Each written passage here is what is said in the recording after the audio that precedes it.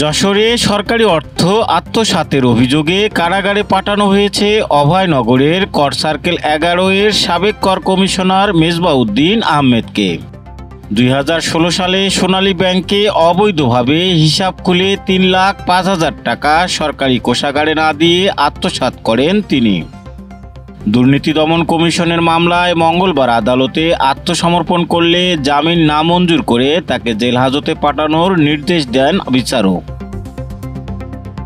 কেশবপুরে college স্কুলের MPO সুবিধা পাইয়ে দেওয়ার নামে ৮৪,৪৫,০০০ টাকা আত্মসাতের অভিযোগে সাবেক এমপি শাহিন চাকলাদার সহ ৪ জনের বিরুদ্ধে আদালতে মামলা হয়েছে।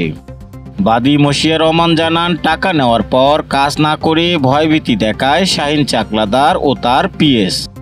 আদালত পিবিআইকে তদন্ত করে প্রতিবেদন দেওয়ার নির্দেশ দিয়েছেন।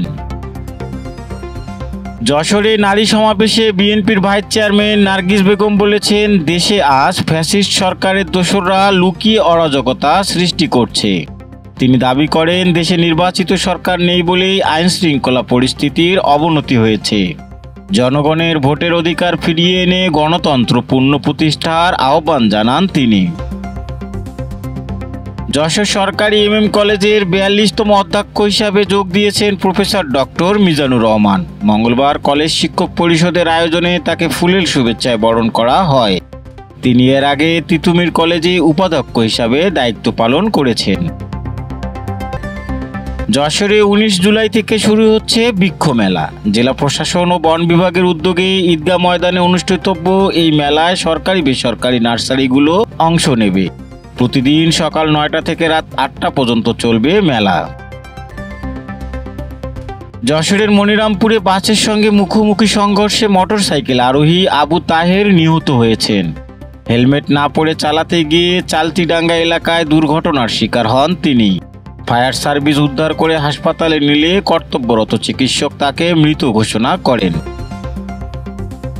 চৌগাছা পৌর শহরে অস্বাস্থ্যকর পরিবেশ ও ভেজাল খাদ্য সংরক্ষণের দায়ে ৬ প্রতিষ্ঠানকে জরিমানা করেছে ভ্রাম্যমাণ আদালত। মঙ্গলবার এই অভিযান পরিচালনা করেন সহকারী কমিশনার তাসমিন জাহান। যশোরে চাকরিতে গ্রেড উন্নীতকরণ সহ ৬ দফা দাবিতে অবস্থান কর্মসূচি পালন করেছেন স্বাস্থ্য সহকারীরা। জেলা সিভিল সার্জন কার্যালয়ের সামনে অনুষ্ঠিত কর্মসূচিতে বক্তারা বলেন, মাঠ পর্যায়ে কাজ করেও তারা এখনও অবহেলিত। অবিলম্বে ন্যায্য দাবিগুলো বাস্তবায়নের আহ্বান জানান তারা। দেশ বিদেশের খবর সবার আগে জানতে ভিজিট করুন রাতদিন নিউজ.নেট।